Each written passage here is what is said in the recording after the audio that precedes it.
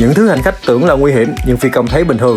Nếu đang ngồi trên máy bay mà thấy mấy tấm này trên cánh đột nhiên bung lên như sắp văng ra ngoài, nói thiệt luôn, gặp tôi là hành khách tôi cũng sợ nha.